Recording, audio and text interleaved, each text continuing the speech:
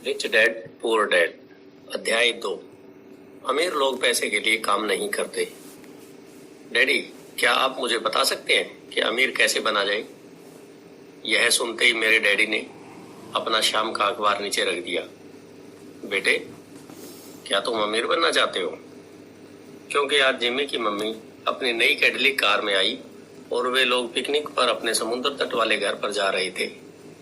Jimmy अपने साथ अपने 3 दोस्तों को ले गया, परंतु माइक और मुझे नहीं ले गया। उसने हमसे यह कहा कि वह हमें इसलिए नहीं ले जाएगा क्योंकि हम लोग गरीब बच्चे थे। उसने ऐसा कहा? डैडी ने आत्मविश्वास से पूछा। हाँ बिल्कुल, मैंने दर्द भरी आवाज में कहा। डैडी ने अपना सिर हिलाया, नाक तक अपने चश्मे को चढ़ाया और फिर अखबार पढ़ने लगे। मैं उनके जवाब का इंतजार करता रहा। यह 1956 की बात है। तब मैं 9 साल का था। किस्मत की बात थी कि मैं उसी पब्लिक स्कूल में जाता था जिसमें अमीर लोगों के बच्चे पढ़ते थे। हम शुगर प्लांटेशन के कस्बे में रहते थे। प्लांटेशन के मैनेजर और कस्बे के बाकी लोग जैसे डॉक्टर, बिजनेसमैन और बैंकर अपने बच्चों को पहली कक्षा से 6ठी कक्षा तक इसी स्कूल में भेजते थे। 6ठी कक्षा के बाद बच्चों को प्राइवेट स्कूल में भेजा जाता था।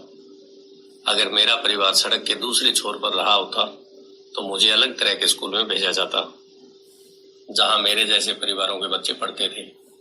6ठी कक्षा के बाद इन बच्चों की तरह मैंने भी पब्लिक इंटरमीडिएट और हाई स्कूल किया होता, क्योंकि उनकी ही तरह मेरे लिए भी प्राइवेट स्कूल में जाना संभव नहीं था। मेरे डैडी ने आखिर अखबार को नीचे रख दिया। मुझे पता था वे क्या सोच रहे थे। उन्होंने धीमे से शुरू किया। अगर तुम अमीर बनना चाहते हो तो तुम्हें पैसा बनाना सीखना चाहिए। मैंने पूछा, मैं पैसे बनाना किस तरह सीख सकता हूँ? अपने दिमाग के इस्तेमाल से, उन्होंने मुस्कुराते हुए कहा। इसका असली मतलब यह था, बस मैं तुम्हें इतना ही बता सकता हूँ, या मैं इसका जवाब नहीं जानता, इसलिए मुझे तंग मत करो। अगली सुबह मैंने अपने सबसे अच्छे दोस्त माइक को अपने डैडी की बातें बताई। जहां तक मुझे याद है, उस स्कूल में मैं और माइक ही 2 गरीब बच्चे थे। माइक भी मेरी तरह था, क्योंकि वह भी किस्मत की वजह से इस स्कूल में था। ऐसा लगता था जैसे किसी ने कस्बे के स्कूलों की सरहदें तय कर दी थी और इसी कारण हम लोग अमीर बच्चों के स्कूलों में पढ़ रहे थे। सच कहा जाए तो हम लोग गरीब नहीं थे, परंतु ऐसा हमें लगता था क्योंकि बाकी सभी बच्चों के पास नए बेसबॉल ग्लव्स, नई साइकिलें और हर चीज नई होती थी। मम्मी और डैडी हमें भी सभी जरूरतों की चीजें दिलवाते थे, जैसे खाना, घर, कपड़े, परंतु इससे ज्यादा कुछ नहीं। मेरे डैडी कहा करते थे, अगर तुम्हें कोई चीज चाहिए तो उसके लिए काम करो। हमें बहुत सी चीजें चाहिए थी, परंतु 9 साल के बच्चे के करने के लिए ज्यादा काम मौजूद नहीं थे। माइक ने पूछा, तो पैसा बनाने के लिए हमें क्या करना चाहिए? मैं नहीं जानता, मैंने कहा, परंतु क्या तुम इस काम में मेरे पार्टनर बनना चाहोगे? वह राजी हो गया और उस शनिवार की सुबह माइक मेरा पहला बिजनेस पार्टनर बन गया। हम दोनों पूरी सुबह यही सोचते रहे कि पैसा किस तरह कमाया जाए। कभी कभार हम उन बेफिक्र बच्चों के बारे में बातें करते जो जिमी के समुद्र तट वाले घर पर मजे कर रहे होंगे। इससे थोड़ी चोट पहुंचती थी, परंतु यह चोट अच्छी थी क्योंकि इसने हमें यह सोचने के लिए प्रेरित किया कि पैसा कैसे कमाया जाए। आखिरकार उस दोपहर को हमारे दिमाग में बिजली कौंध गई। यह एक ऐसा विचार था जो माइक ने किसी विज्ञान की किताब में पढ़ा था। रोमांचित होकर हमने हाथ मिलाए और पार्टनरशिप के पास अब एक बिजनेस था।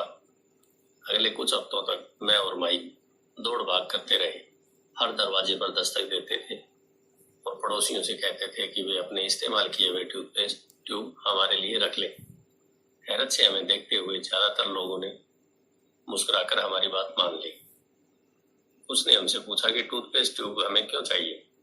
इसके जवाब में हमने कहा, हम आपको यह नहीं बता सकते, यह एक बिजनेस सीक्रेट है। सप्ताह गुजरते गए तो मेरी माँ बहुत दुखी हो गई।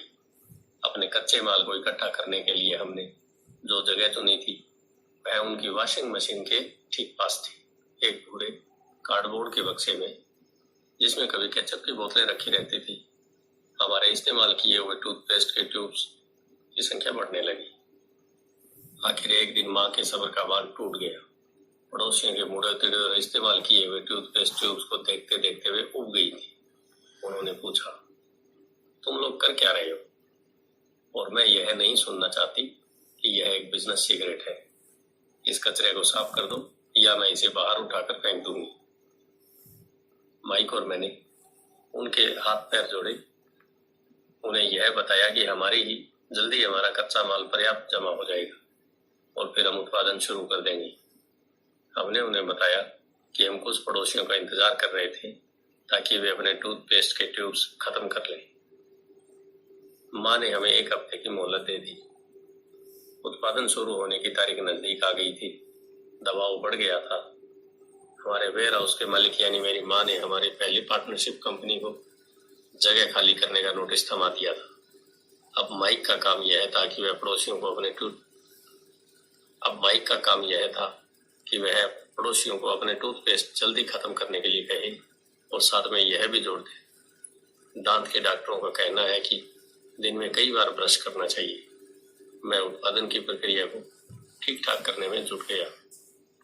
एक दिन मेरे डैडी अपने एक दोस्त के साथ कार में बैठकर पोर्च में आई और उनके आश्चर्य का ठिकाना नहीं रहा जब उन्होंने वहां 9 साल के 2 बच्चों को उत्पादन की प्रक्रिया में पूरी गति से जुटे देखा।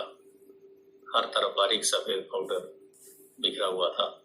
एक लंबी मेज पर स्कूल से लाए गए दूध के छोटे कार्टन थे और हमारे परिवार की हिवाची ग्रिल लाल दहकते कोयलों के साथ अधिकतम गर्मी पर चल रही थी।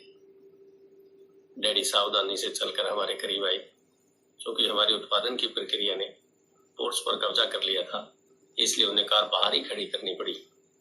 जब वे और उनके दोस्त पास आए तो उन्होंने कोयलों के ऊपर रखा एक स्टील का बर्तन देखा जिसमें टूथपेस्ट के ट्यूब पिघल रहे थे। उन दिनों टूथपेस्ट प्लास्टिक के ट्यूब्स में नहीं आते थे। ट्यूब शीशे के बने होते थे।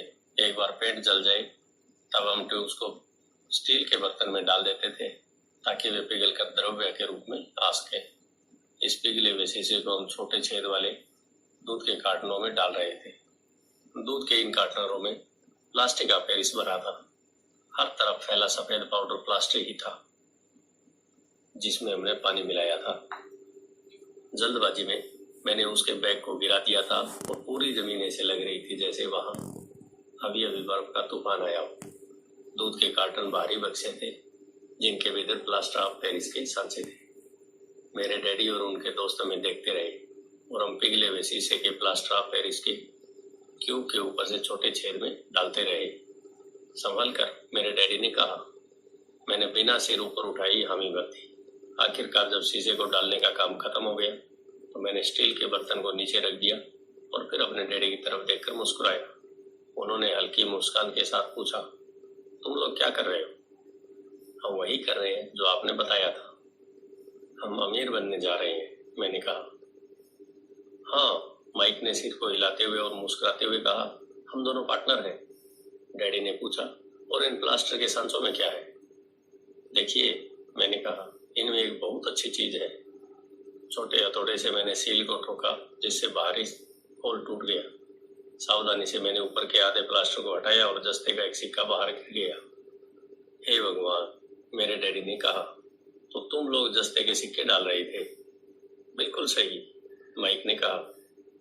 हम वही कर रहे थे जैसा आपने हमसे कहा था। हम पैसा बना रहे थे। मेरे डैडी के दोस्त जोर से हंसने लगे। मेरे डैडी भी मुस्कुराए और उन्होंने अपना सिर हिलाया। उनके सामने आग और टूथपेस्ट की ट्यूब्स के बक्से के साथ सफेद धूल में लिपटे हुए 2 बच्चे खड़े थे जो इस कान से उस कान तक मुस्कुरा रहे थे। उन्होंने हमसे कहा कि हम सब कुछ छोड़कर उनके साथ चले और घर के सामने वाली सीढ़ी पर बैठे। मुस्कुराते हुए उन्होंने हमें जालसाजी शब्द का मतलब समझाया। हमारे सपने धराशायी हो गए थे। तो आपका मतलब है कि यह गैरकानूनी है? माइक ने कांपती आवाज में पूछा। छोड़ो भी, डैडी के दोस्त ने कहा। हो सकता है कि बच्चे अपने जन्मजात प्रतिभा को विकसित कर रहे हो। मेरे डैडी हमें घूरते रहे। हाँ, यह गैरकानूनी है, डैडी ने नरमी से कहा, परंतु तुम लोगों ने यह साबित कर दिया कि तुम में बहुत ज्यादा रचनात्मकता और मौलिक विचार है। इसी तरह आगे बढ़ते रहो मुझे तुम पर गर्व है। निराश होकर माइक और मैं तकरीबन 20 मिनट तक चुपचाप अपना सिर पकड़कर बैठे रहे। इसके बाद हमने सारा टाला साफ करना शुरू कर दिया। पहले ही दिन हमारा बिजनेस चौपट हो गया था। पाउडर साफ करते हुए मैंने माइक की तरफ देखा और कहा, मुझे लगता है जिमी और उसके दोस्त ठीक हैं, हम सचमुच गरीब हैं। जब मैंने यह कहा तब डैडी बस जाने ही वाले थे। बच्चों, उन्होंने कहा, तुम गरीब तभी कहलाओगे जब तुम लोग हार मान लो। सबसे महत्वपूर्ण चीज यह है कि तुमने कुछ किया। ज्यादातर लोग केवल अमीर बनने के बारे में बातें करते रहते हैं और उसके सपने देखते रहते हैं। तुमने कुछ किया है। मुझे तुम दोनों पर गर्व है। मैं एक बार फिर से यही कहूंगा, आगे बढ़े चलो, हार मत मानो। माइक और मैं खामोश खड़े रहे। यह सब सुनने में अच्छे थे, परंतु हमें यह पता नहीं था कि हमें क्या करना चाहिए। तो ऐसा क्यों है डैडी कि आप अमीर नहीं हैं? मैंने पूछा। क्योंकि मैंने एक स्कूल टीचर बनने का फैसला लिया था। स्कूल के टीचर अमीर बनने के बारे में नहीं सोचते, हम सिर्फ पढ़ाना पसंद करते हैं। काश कि मैं तुम लोगों की मदद कर सकता, परंतु हकीकत में मैं यह नहीं जानता कि दौलत कैसे कमाई जाती है। माइक और मैं पलटे और अपने सफाई अभियान में जुट गए। डैडी ने कहा, अगर तुम लोग यह सीखना ही चाहते हो कि अमीर कैसे बना जाता है तो मुझसे मत पूछो। माइक, तुम अपने डैडी से ही यह सवाल पूछो। मेरे डैडी? माइक ने हैरानी से कहा। हाँ, तुम्हारे डैडी। मेरे डैडी ने मुस्कुराकर दोहराया। तुम्हारे डैडी और मेरा बैंकर एक ही है और वह तुम्हारे डैडी की बहुत तारीफ करता है। उसने मुझे कई बार यह बताया है कि पैसा बनाने में तुम्हारे डैडी का कोई जवाब नहीं है। मेरे डैडी? माइक ने एक बार फिर हैरानी से पूछा। फिर ऐसा क्यों है कि स्कूल के अमीर बच्चों की तरह हमारे पास शानदार कार और आलीशान बंगला नहीं है? शानदार कार और आलीशान बंगले के होने का यह मतलब नहीं कि आप निश्चित रूप से अमीर हैं या आप पैसा बनाने की कला जानते हैं। डैडी ने जवाब दिया, जिमी के डैडी शुगर प्लांटेशन में काम करते हैं। उनमें और मुझ में ज्यादा फर्क नहीं है। वे एक कंपनी के लिए काम करते हैं और मैं सरकार के लिए। कंपनी उन्हें कार खरीद कर दे देती है। इस समय शक्कर की कंपनी आर्थिक संकट में फंसी हुई है और जिमी के डैडी के पास जल्द ही कुछ नहीं बचेगा। तुम्हारे डैडी अलग है भाई। ऐसा लगता है कि वे एक साम्राज्य बनाने जा रहे हैं और मेरा अंदाजा है कुछ ही सालों में बहुत अमीर बन जाएंगे। यह सुनकर माइक और मैं एक बार फिर रोमांचित हो गए। नए उत्साह से हमने अपने डूबे हुए व्यवसाय के कचरे को साफ करना शुरू कर दिया। जब हम सफाई कर रहे थे तो हमने यह भी योजना बना ली कि कब और कैसे माइक के डैडी से बात की जाए। समस्या यह थी कि माइक के डैडी बहुत ज्यादा काम करते थे और देर रात तक घर नहीं लौटते थे। माइक के डैडी के पास कई warehouse, construction company, stores की श्रृंखला और 3 रेस्तरां थे। रेस्तराओं के कारण ही उन्हें घर लौटने में देरी हो जाती थी। सफाई खत्म करने के बाद माइक बस पकड़कर अपने घर चला गया। वह अपने डैडी से बात करने वाला था, चाहे वे कितनी देर से घर लौटे, और उनसे पूछने वाला था कि क्या वे हमें अमीर बनने की तरकीब सिखाने के लिए तैयार हैं। माइक ने मुझसे वादा किया कि जैसे ही वह अपने डैडी से बात कर लेगा वह मुझे फोन करेगा, चाहे कितनी ही देर क्यों न हो जाए। फोन रात को 8:30 बजे आया। ओके, अगले शनिवार, मैंने कहा और फोन रख दिया। माइक के डैडी माइक और मुझसे मिलने के लिए तैयार हो गए थे। शनिवार की सुबह 7:30 बजे मैंने शहर के दूसरे हिस्से में जाने के लिए बस पकड़ी। माइकल और मैं सुबह 8 बजे उसके डैडी से मिले। वे पहले से ही व्यस्त थे और उनके पास 1 घंटे से भी ज्यादा का काम मौजूद था। जब मैं उनके साधारण छोटे और साफ घर के सामने पहुंचा तो मैंने देखा कि उनका कंस्ट्रक्शन सुपरवाइजर अपने पिकअप ट्रक में वहां से जा रहा था। माइक मुझे दरवाजे पर ही मिल गया। डैडी अभी फोन पर है और उन्होंने कहा है कि हम लोग पीछे के पोर्च में उनका इंतजार करें। माइक ने दरवाजा खोलते हुए कहा। जब मैंने उस पुराने घर की दहलीज के अंदर कदम रखा तो लकड़ी के पुराने फर्श की चरमराहट सुनाई दी। दरवाजे के भीतर सस्ती सी चटाई थी। चटाई वहां इसलिए रखी गई थी ताकि फर्श पर पड़े अनगिनत कदमों के निशानों को छुपाया जा सके। हालांकि वह साफ थी, पर यह स्पष्ट दिखता था कि उसे बदल लेना चाहिए। जब मैं संकरे लिविंग रूम में घुसा तो मेरा दम घुटने लगा था। वहां पुराने फर्नीचर की बू आ रही थी और निश्चित रूप से उस फर्नीचर को संग्रहालय में होना चाहिए था। सोफे पर 2 महिलाएं बैठी थी। उनकी उम्र मेरी माँ से थोड़ी ज्यादा थी। महिलाओं के सामने एक पुरुष मजदूरों के कपड़ों में बैठा हुआ था। उसने खाकी पैंट और खाकी शर्ट पहन रखा था। हालांकि कपड़े साफ और प्रेस किए हुए थे, परंतु उन्हें स्टार्च नहीं किया था। उस आदमी की उम्र मेरे डैडी से लगभग 10 साल ज्यादा हो गई, शायद 45 साल। जब मैं और माइक उनके पास से गुजरते हुए किचन की तरफ गए, जहां से पोर्च का रास्ता था, तो वे मुस्कुराई। मैं भी जवाब में शर्मा कर मुस्कुरा दिया। ये लोग कौन है? मैंने पूछा। अरे, ये लोग डैडी के लिए काम करते हैं। बूढ़ा व्यक्ति उनके वेयर हाउसों को संभालता है और महिलाएं रेस्तरां की मैनेजर है। और तुमने उस कंस्ट्रक्शन सुपरवाइजर को तो देखा ही होगा, जो यहाँ से 50 मील दूर एक सड़क परियोजना पर काम कर रहा है। उनका दूसरा सुपरवाइजर, जो बहुत से घर बना रहा है, वह तुम्हारे आने से पहले ही जा चुका है। क्या ऐसा हमेशा ही होता है? मैंने पूछा। हमेशा तो नहीं, पर अक्सर ऐसा ही होता है, माइक ने कहा और मेरे पास अपनी कुर्सी खींचते हुए मुस्कुराया। मैंने उनसे पूछा था कि क्या वे हमें पैसा बनाना सिखाएंगे। माइक ने मुझे बताया। अच्छा, और उन्होंने इसका क्या जवाब दिया? मैंने सावधानी पूर्वक उत्सुकता से पूछा। पहले तो उनके चेहरे पर हंसी आई, पर फिर कुछ सोचकर उन्होंने कहा कि वे हमारे सामने एक ऑफर रखेंगे। अच्छा, मैंने कहा और अपनी कुर्सी की पीठ दीवार से टिका ली। मैं वहां कुर्सी के पिछले 2 पैरों के सहारे टिका बैठा रहा। माइक ने भी ऐसा ही किया। क्या तुम्हें पता है कि वे कौन सा ऑफर देने वाले हैं? मैंने पूछा। नहीं, पर हमें जल्दी इसका पता चल जाएगा। अचानक माइक के डैडी उस पुराने दरवाजे से घुसकर पोर्च में दाखिल हुए। माइक और मैं अपने पैरों पर कूद गई। आदर के कारण नहीं, बल्कि इसलिए कि हम चौंक गए थे। तो बच्चों, तैयार हो? माइक के डैडी ने एक कुर्सी हमारे पास खिसकाते हुए पूछा। हमने अपने सिर हिलाई और अपनी कुर्सियों को दीवार के पास से खींचकर उनके सामने रख लिया। वे एक विशाल शरीर के मालिक थे, लगभग 6 फीट ऊंचे और 200 पाउंड वजनी। मेरे डैडी इससे ऊंचे थे, लगभग इसी वजन के, और माइक के डैडी से 5 साल ज्यादा बड़े। वे लगभग एक जैसे ही थे, हालांकि दोनों एक ही प्रजाति के नहीं थे। हो सकता है कि उनकी ऊर्जा एक सी हो। माइक का कहना है कि तुम पैसा कमाना सीखना चाहते हो। क्या यह सही है, रॉबर्ट? मैंने तत्काल सहमति में अपना सिर हिलाया, हालांकि मुझे थोड़ा सा डर भी लग रहा था। उनके शब्दों और मुस्कुराहट के पीछे बहुत ताकत थी। अच्छा, यह रहा मेरा ऑफर। मैं तुम्हें सिखाऊंगा, परंतु मैं ऐसा क्लासरूम की शैली में नहीं करूंगा।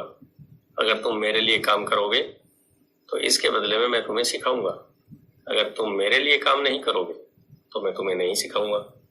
अगर तुम काम करते हो तो मैं तुम्हें ज्यादा तेजी से सिखा सकता हूँ, और अगर तुम सिर्फ बैठकर मेरी बातें सुनते हो, जैसा कि तुम लोग स्कूल में करते हो, तो इससे मेरा समय बर्बाद होगा। यह मेरा ऑफर है। इसे या तो मान लो या फिर वापस लौट जाओ। क्या मैं आपसे पहले एक सवाल कर सकता हूँ? मैंने पूछा। नहीं, इसे या तो मान लो या फिर वापस लौट जाओ। मेरे पास बर्बाद करने के लिए फालतू समय नहीं है। अभी ढेर सा काम पड़ा है। अगर तुम में तत्काल फैसला करने की क्षमता नहीं है तो तुम कभी पैसा बनाना नहीं सीख पाओगे। मौके आते हैं और चले जाते हैं, इसलिए तत्काल निर्णय लेने की क्षमता एक महत्वपूर्ण कला है। तुमने जैसा चाहा था वैसा एक मौका तुम्हारे सामने मौजूद है। अगले 10 सेकंड में या तो पढ़ाई चालू हो जाएगी या फिर यह हमेशा के लिए खत्म हो जाएगी। माइक के डैडी ने चिढ़ने वाली मुस्कुराहट के साथ कहा। मंजूर, हम दोनों ने कहा। बहुत बढ़िया, माइक के डैडी ने कहा। 10 मिनट में मिसेज मार्टिन आ जाएंगी। उनसे बातें करने के बाद मैं तुम्हें उनके साथ भेज दूंगा और तुम लोगों का काम शुरू हो जाएगा। मैं तुम्हें 1 घंटे के 10 सेंट दूंगा और तुम हर शनिवार 3 घंटे काम करोगे। पर आज तो मेरा सॉफ्टबॉल का मैच है, मैंने कहा। माइक के डैडी ने अपनी आवाज को धीमा परंतु कड़क करके कहा, या तो मान लो या फिर वापस लौट जाओ। मान लिया, मैंने जवाब दिया। सॉफ्टबॉल खेलने के बजाय काम करने और सीखने का विकल्प चुनने में ही समझदारी थी। शनिवार की खुशनुमा सुबह 9 बजे माइक और मैं मिसेज मार्टिन के साथ काम कर रहे थे। वे एक दयालु और धैर्यवान महिला थी। वे हमेशा कहा करती थी कि माइक और मुझे देखकर उन्हें अपने दोनों बच्चों की याद आ जाती है और अब वे बड़े हो गए थे तथा दूर चले गए थे। हालांकि वे दयालु थी, परंतु वे कड़ी मेहनत में भरोसा करती थी और इसलिए वे हमें हमेशा काम में जुटाई रखती थी। वे बहुत कड़क मैनेजर थी।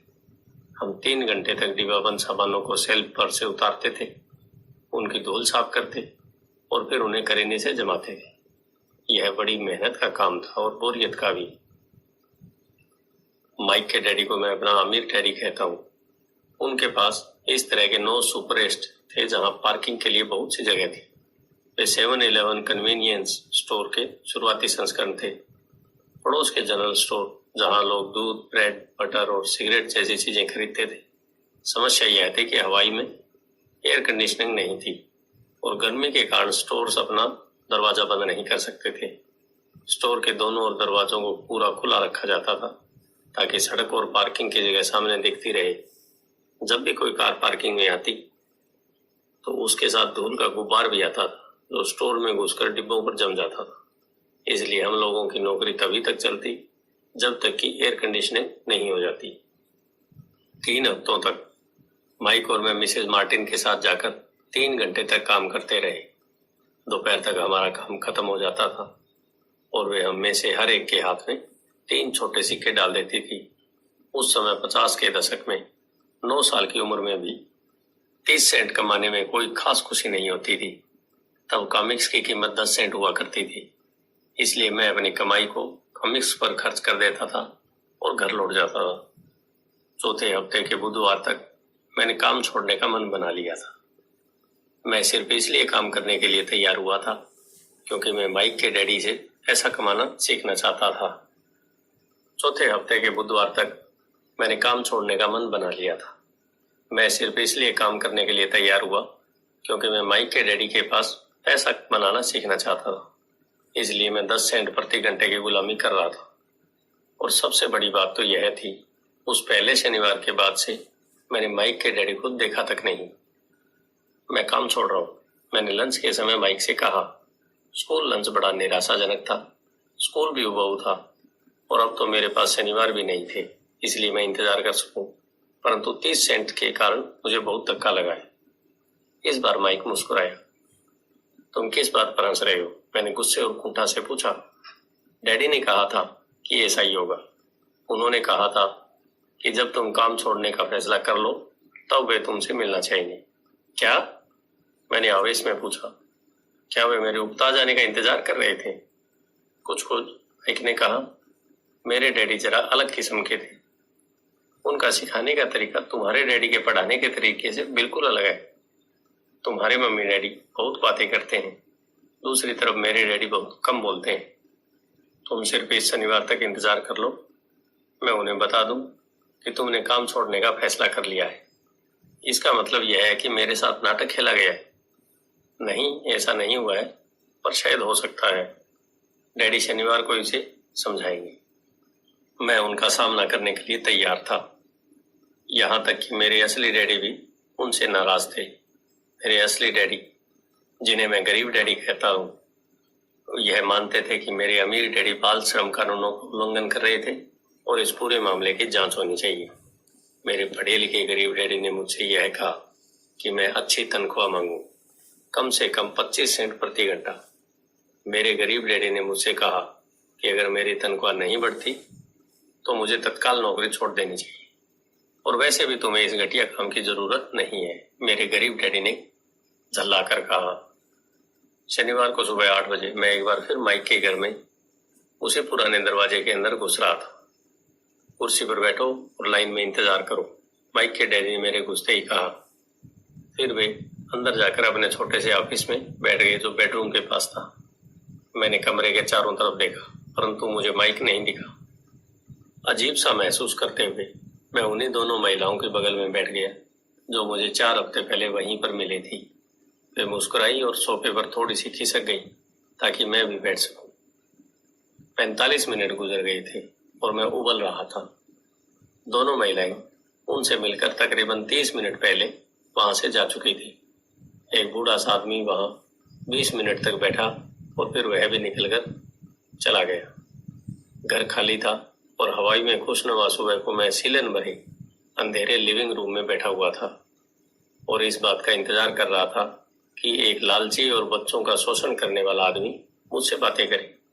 मैं सुन सकता था कि वे फोन पर बातें कर रहे थे, ऑफिस में इधर उधर के काम कर रहे थे और मुझे नजरअंदाज कर रहे थे।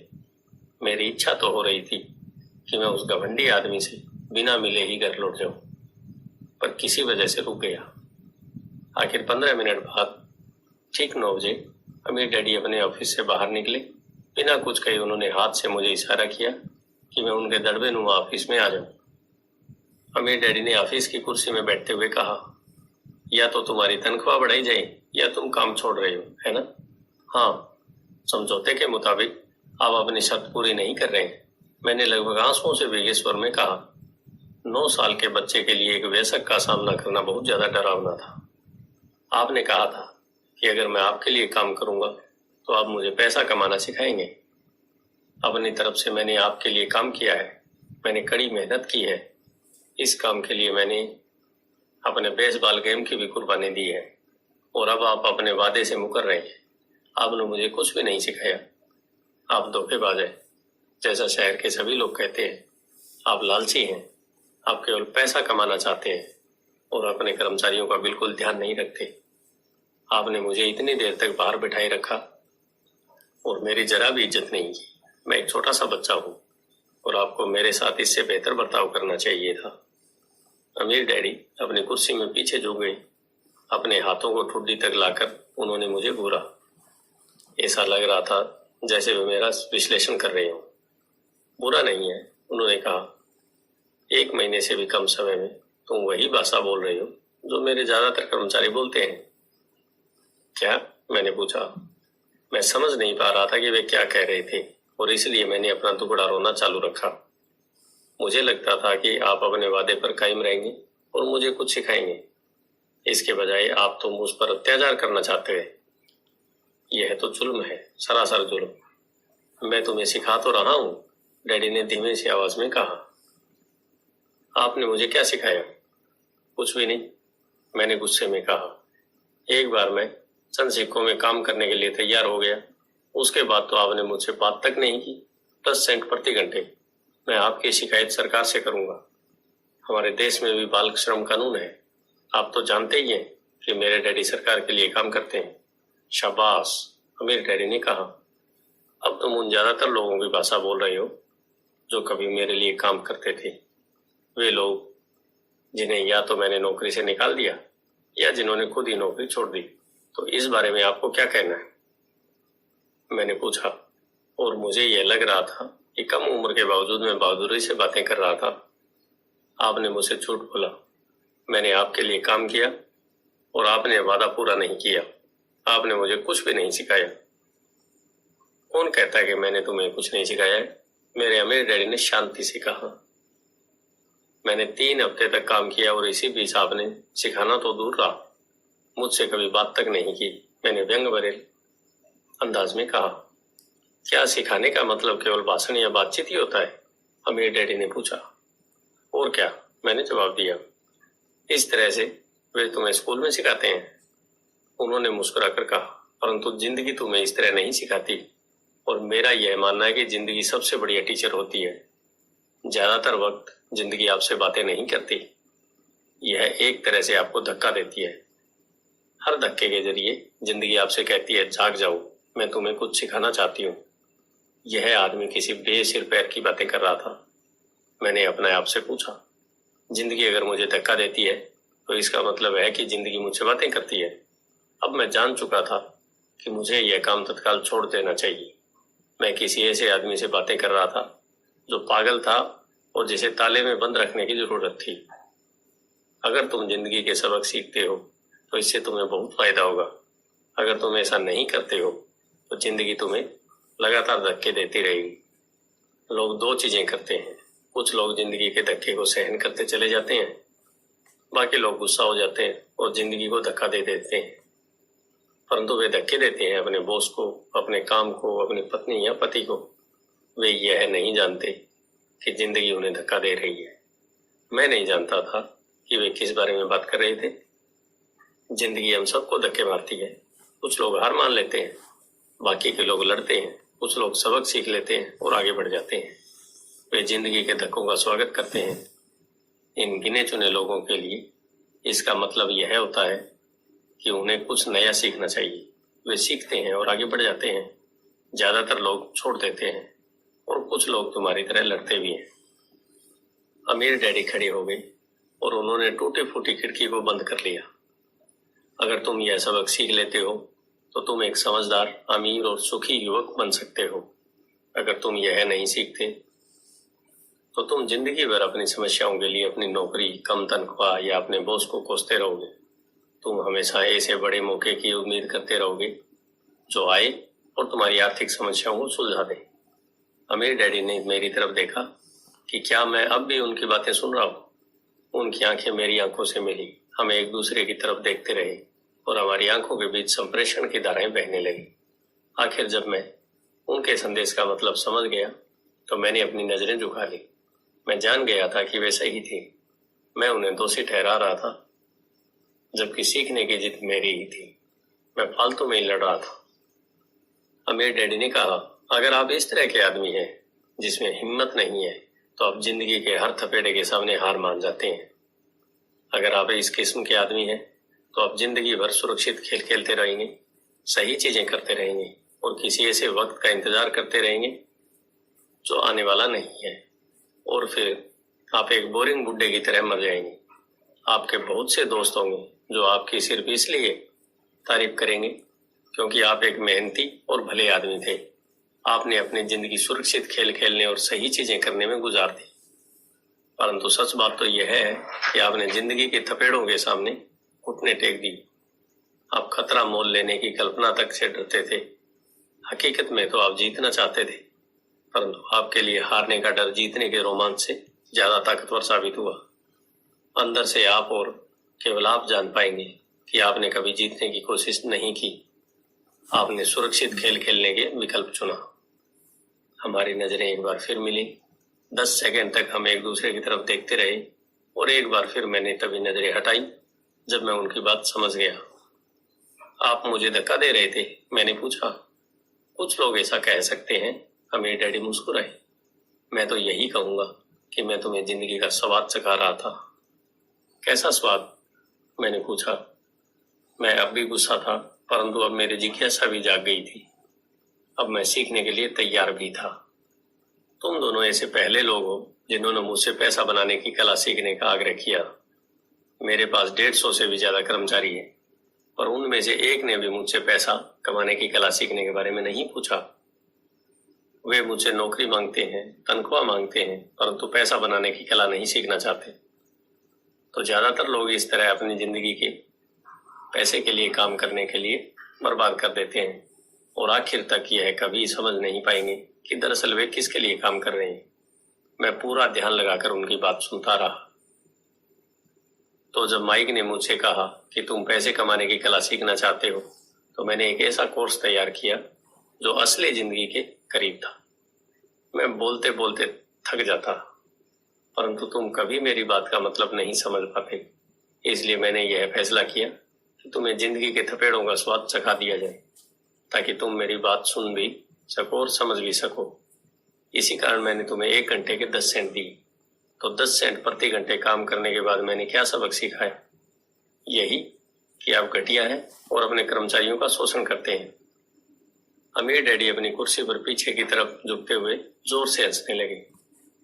जब उनकी हंसी बंद हुई तो उन्होंने कहा, अच्छा होगा अगर तुम अपना सोचने का नजरिया बदल लो। मुझे समस्या मत बनाओ, मुझे दोष देना छोड़ दो। अगर तुम सोचते हो कि तुम्हारी समस्या मैं हूं तो तुम्हें मुझे बदलना चाहिए। इसके बजाय अगर तुम्हें यह लगता है कि तुम्हारी समस्या तुम खुद हो तो तुम खुद को बदल सकते हो, सीख सकते हो और ज्यादा समझदार बन सकते हो। ज्यादातर लोग चाहते हैं कि दुनिया का हर आदमी बदल जाए, बस हम खुद ही नहीं बदले। मैं तुम्हें यह बता दूं कि किसी दूसरे को बदलने से ज्यादा आसान है यह कि खुद को बदला जाए। मैं आपकी बात ठीक से समझ नहीं पाया। मैंने कहा, अपनी समस्याओं के लिए मुझे दोष देना छोड़ दो। अमीर डैडी ने अधीरता से कहा, पर आपने मुझे सिर्फ 10 सेंट का ही वेतन दिया, तो तुमने क्या सीखा? अमीर डैडी ने मुस्कुरा कर पूछा। यही कि आप घटिया हैं, मैंने शरारत भरी मुस्कान के साथ कहा। अच्छा, तो तुम यह सोचते हो कि समस्या मैं हूं? अमीर डैडी ने कहा। वो तो आप हैं ही। खैर, इसी तरीके से सोचते रहो और तुम जिंदगी भर कुछ नहीं कर पाओगे। अगर तुम्हारा नजरिया यही है कि समस्या मैं हूं, तो तुम्हारे पास क्या विकल्प रह जाते हैं? अगर आप मेरी तनख्वाह नहीं बढ़ाते या मुझे ज्यादा इज्जत नहीं देते, तो मैं काम छोड़कर चला जाऊंगा। ठीक है, अमीर डैडी ने कहा, और ज्यादातर लोग यही करते हैं। वे काम छोड़कर चले जाते हैं और दूसरी नौकरी की तलाश करते हैं, जहां उन्हें बेहतर मौके और ज्यादा अच्छी तनख्वाह मिलती है। तुम्हें यह गलतफहमी होती है, नई नौकरी या ज्यादा तनख्वाह से समस्या सुलझ सकती है। ज्यादातर मामलों में ऐसा नहीं होता। तो समस्या किस तरह सुलझ सकती है? मैंने पूछा, 10 सेंट प्रति घंटे के हिसाब से तनख्वाह लेकर मुस्कुराते हुए। अमीर डैडी मुस्कुराए। यही बाकी लोग करते हैं। वे यह जानते हुए कि कम तनख्वाह में काम करते हैं, क्योंकि नौकरी छूट जाने पर उनका और उनके परिवार का पेट कैसे भरेगा, इसलिए मन महसूस कर वे नौकरी करते हैं और यह सोचकर तनख्वाह बढ़ने का इंतजार करते हैं कि ज्यादा पैसा आने से समस्या सुलझ जाएगी। ज्यादातर लोग ऐसा ही सोचते हैं और कड़ी मेहनत करते हुए दूसरी नौकरी भी कर लेते हैं, परंतु उसमें भी उन्हें तनख्वाह कमी मिलती है। मैं फर्श को घूरता रहा। अब मैं अमीर डैडी के सबक को समझने लगा था। मुझे यह एहसास हो गया था कि यह जिंदगी का स्वाद है। आखिरकार मैंने ऊपर की ओर देखा और अपना सवाल दोहराया, तो फिर यह समस्या किस तरह सुलझेगी? इस सवाल के जवाब में अमीर डैडी ने मुझे वह बेशकीमती नजरिया दिया जो उन्हें अपने कर्मचारियों और मेरे गरीब डैडी से अलग करता था, और जिसकी बदौलत वे हवाई के सबसे अमीर आदमी बनने जा रहे थे, जबकि मेरे पढ़े लिखे गरीब डैडी जिंदगी भर पैसे की तंगी से जूझने वाले थे। यह एक अद्भुत नजरिया था जिसने मेरी जिंदगी का नक्शा ही बदल दिया। अमीर डैडी ने बार बार मुझे यह नजरिया याद दिलाया, जिसे मैं पहला सबक कहूंगा। गरीब और मध्यम वर्गीय लोग पैसे के लिए काम करते हैं, अमीरों के लिए पैसा काम करता है। मेरे गरीब डैडी ने जो मुझे शिक्षा दी थी, शनिवार की उस खुशनुमा सुबह मैं उससे बिल्कुल अलग नजरिया सीख रहा था। 9 साल की उम्र में मैं यह समझ गया था कि दोनों ही डैडी चाहते थे कि मैं सीखूं। दोनों ही डैडी मुझे पढ़ने के लिए प्रेरित करते थे। फर्क सिर्फ इतना था कि दोनों के सुझाए विषय अलग अलग थे। मेरे पढ़े लिखे डैडी चाहते थे कि मैं वही करूं जो उन्होंने किया था। बेटे, मैं चाहता हूं कि तुम मेहनत से पढ़ो, अच्छे नंबर लाओ, ताकि तुम्हें किसी बड़ी कंपनी में सुरक्षित नौकरी मिल सके, और यह अच्छी तरह से देख लो, उसमें बहुत से दूसरे लाभ हो। मेरे अमीर डैडी चाहते थे कि मैं सीखूं कि पैसा कैसे काम करता है, ताकि मैं इससे अपने लिए काम करवा सकूं। यह सबक मुझे जीवन भर उनके मार्गदर्शन में सीखना था, न कि किसी क्लासरूम में। मेरे अमीर डैडी ने मेरा पहला सबक जारी रखा। मैं खुश हूं कि तुम 10 सेंट प्रति घंटे के हिसाब से काम करने पर गुस्सा हो गए। अगर तुम गुस्सा नहीं होते और तुम ऐसा खुशी खुशी करते रहते, तो मैं तुम्हें साफ कह देता कि मैं तुम्हें नहीं सिखा सकता। यह जान लो कि सच्ची शिक्षा में ऊर्जा, प्रबल भावना और जबरदस्त इच्छा की जरूरत होती है। गुस्सा उस फार्मूले का एक बहुत बड़ा हिस्सा है, क्योंकि प्रबल भावना में गुस्सा और प्रेम का समन्वय होता है। जब पैसे की बात आती है तो ज्यादातर लोग सुरक्षित रास्ता खोजते हैं, इसलिए प्रबल भावना उन्हें राह नहीं दिखा पाती। उन्हें राह दिखाता है उनका डर। तो क्या इसलिए वे कम तनख्वाह पर काम करने के लिए राजी हो जाते हैं? मैंने पूछा। हाँ, अमीर डैडी ने कहा।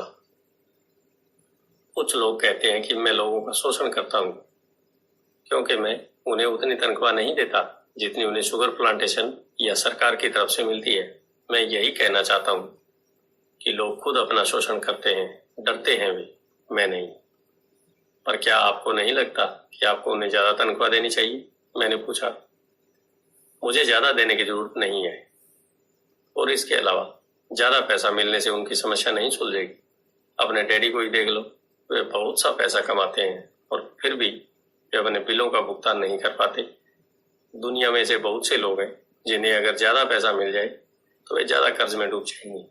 तो इसी कारण आपने मुझे 10 सेंट प्रति घंटे की तनख्वाह दी? मैंने मुस्कुराते हुए कहा। यह सबक का हिस्सा था। बिल्कुल सही, अमीर डैडी ने मुस्कुराकर कहा। देखो, तुम्हारे डैडी स्कूल गई और उन्होंने बहुत बढ़िया शिक्षा इसलिए हासिल की ताकि उन्हें अच्छी तनख्वाह वाली नौकरी मिल सके, जो उन्हें मिल गई। परंतु उनके पास आज भी पैसे की तंगी है। ऐसा इसलिए है क्योंकि उन्होंने स्कूल में पैसे के बारे में कुछ नहीं सीखा। और सबसे बड़ी बात यह है, और वे पैसे के लिए काम करने में भरोसा करते हैं। और आप नहीं करते? मैंने पूछा। नहीं, सच पूछा जाए तो नहीं, अमीर डैडी ने कहा। अगर तुम पैसे के लिए काम करना सीखना चाहते हो तो स्कूल में ही रहो। यह सीखने के लिए उससे बढ़िया जगह और कोई नहीं है।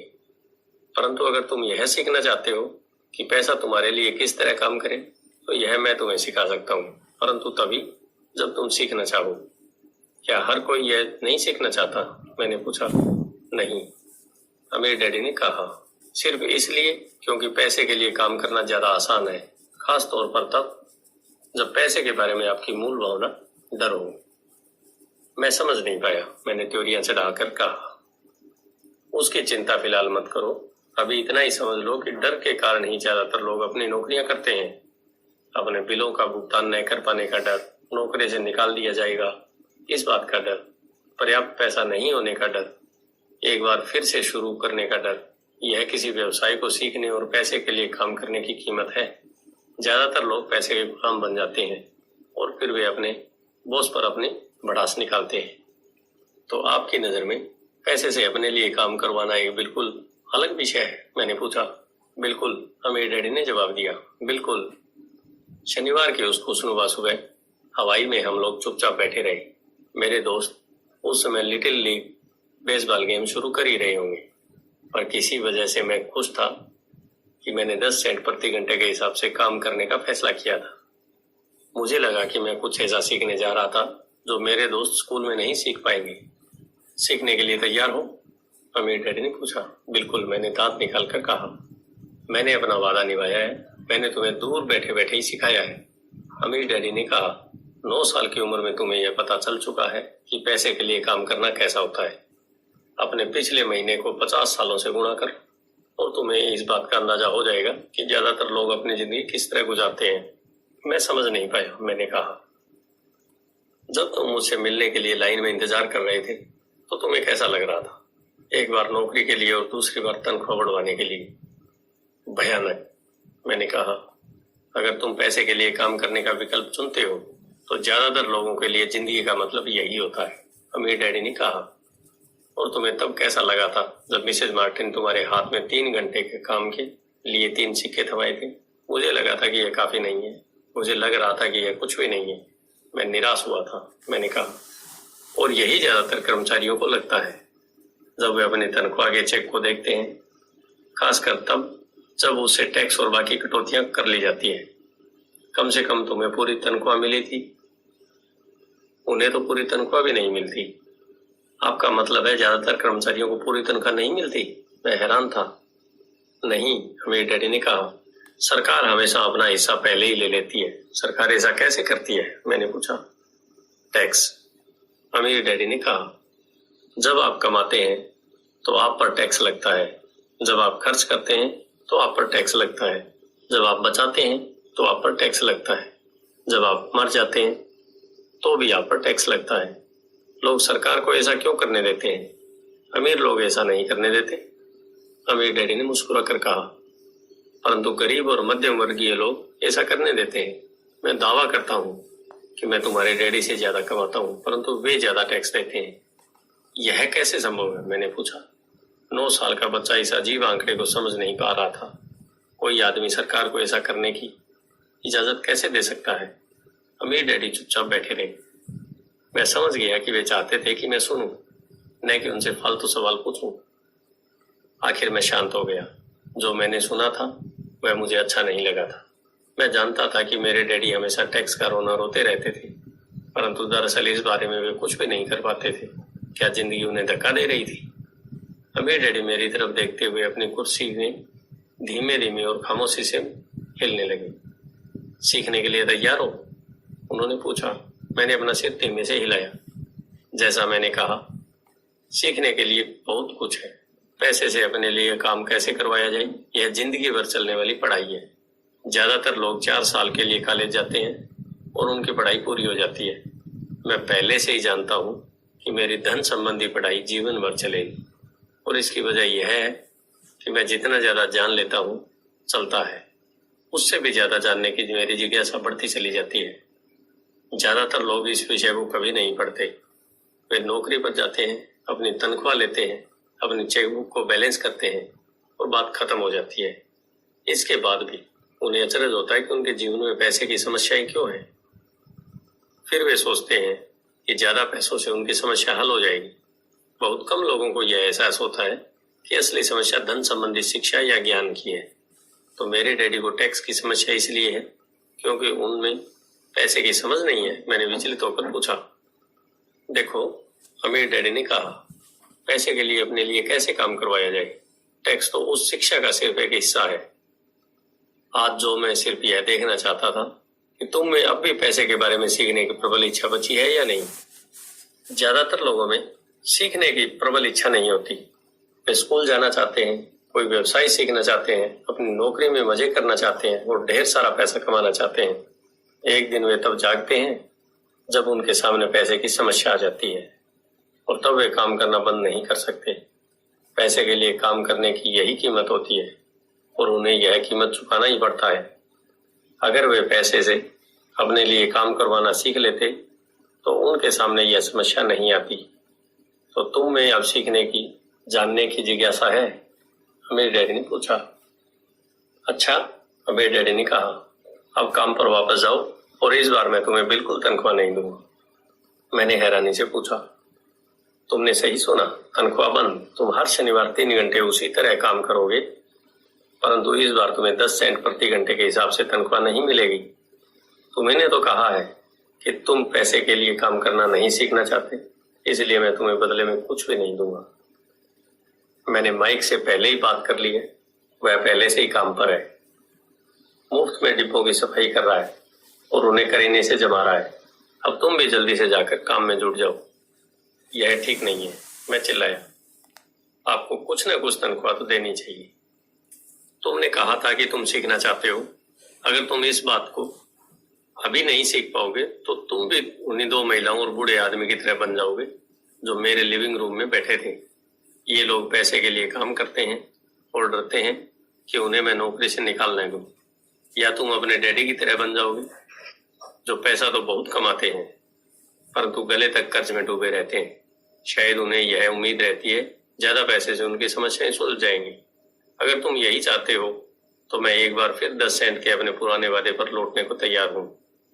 या तुम वह कर सकते हो जो ज्यादातर लोग करते हैं, इस बारे में शिकायत करो कि तनख्वाह बहुत कम है और तुम यह नौकरी छोड़कर दूसरी नौकरी तलाश शुरू कर दो। मेरी समझ में नहीं आ रहा था कि मैं क्या करूं। मैंने पूछा। अमीर डैडी ने अपने सिर पर उंगली रखी। इसका इस्तेमाल करो।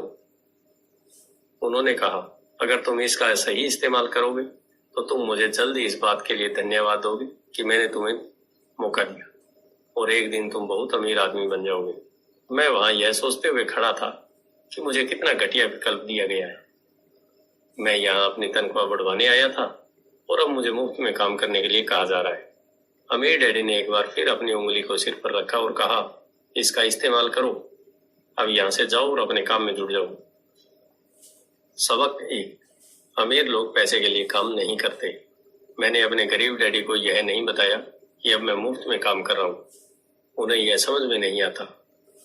मैं उन्हें इसकी वजह ठीक से इसलिए नहीं समझा सकता था क्योंकि मैं खुद भी इसे ठीक से नहीं समझ पाया था। अगले 3 हफ्ते माइक और मैं 3 घंटे तक हर शनिवार को काम करते रहे, मुफ्त में। काम बहुत परेशानी वाला नहीं था और वक्त गुजरने के साथ साथ यह ज्यादा आसान होता जा रहा था। मुझे अफसोस था तो अपने छूटे हुए बेसबॉल गेम्स और कॉमिक्स का। अब मैं उनका मजा नहीं ले सकता था। तीसरे हफ्ते दोपहर में अमीर डैडी आए। हमने उनके ट्रक के पार्किंग में आने की आवाज सुनी। वे स्टोर में घुसे और उन्होंने मिसेज मार्टिन को गले लगाकर अभिवादन किया। स्टोर में क्या चल रहा है यह जानने के बाद वे आइसक्रीम फ्रीजर के पास गए, उसमें से 2 आइसक्रीम निकाली, उनका दाम चुकाया और इसके बाद मेरी और माइक की तरफ इशारा करके कहा, चलो घूमने चलते हैं। हम सड़क के पार गए, कुछ कारों को चकमा दिया और एक बड़े घास के मैदान में टहलने लगे जहां कुछ वयस्क सॉफ्ट बॉल खेल रहे थे। दूर की पिकनिक टेबल पर बैठकर उन्होंने माइक और मुझे आइसक्रीम दी। कैसा चल रहा है? बढ़िया, माइक ने कहा। मैंने सहमति में सिर हिलाया। कुछ और सीखा? मेरे डैडी ने पूछा। माइक और मैंने एक दूसरे की तरफ देखा, अपने कंधे उचकाए और अपने सिर को नहीं में एक साथ हिलाया। अच्छा यह होगा कि तुम बचपन से ही यह सोचना चालू कर दो। तुम अगर जिंदगी के सबसे बड़े सबक को देख रहे हो, अगर तुम इस सबक को सीख लेते हो तो तुम बहुत ज्यादा आजादी और सुरक्षा भरी जिंदगी का सुख ले सकते हो। अगर तुम यह सबक नहीं सीख पाते हो तो तुम भी मिसेज मार्टिन और इस पार्क में खेल रहे ज्यादातर लोगों की तरह बन जाओगे। वे बहुत ज्यादा मेहनत करते हैं, परंतु उनके बदले में उन्हें बहुत कम पैसे मिलते हैं। वे नौकरी की सुरक्षा के मोह में फंसे रहते हैं। हर साल मिलने वाली 3 हफ्ते की छुट्टियां और 45 साल तक काम करते रहने के बाद मिलने वाली थोड़ी सी पेंशन का सपना देखते रहते हैं। अगर इस तरह की जिंदगी जीने में तुम्हें सुख मिलता है तो मैं तुम्हारी तनख्वाह बढ़ाकर 25 सेंट प्रति घंटे कर सकता हूँ। परंतु ये लोग अच्छे लोग हैं और मेहनती भी हैं, फिर आप उनका मजाक क्यों उड़ा रहे हैं? मैंने पूछा। अमीर डैडी के चेहरे पर मुस्कान आ गई। मिसेज मार्टिन मेरे लिए माँ जैसी है। मैं इतना कठोर नहीं हो सकता कि उनका मजाक उड़ाऊं। यह कठोर लगता जरूर है क्योंकि मैं तुम दोनों के सामने स्थिति स्पष्ट करना चाहता हूँ, और वह भी आसान शब्दों में। मैं तुम्हारे नजरियों को बड़ा करना चाहता हूँ ताकि तुम कुछ आगे भी देख सको, दूर तक देख सको। ज्यादातर लोगों को आगे देखने का फायदा कई बार सिर्फ इसलिए नहीं मिल पाता क्योंकि उनके देखने का दायरा बहुत छोटा होता है। ज्यादातर लोग जिस जाल में फंसे हुए हैं वे उसे देख ही नहीं पाते।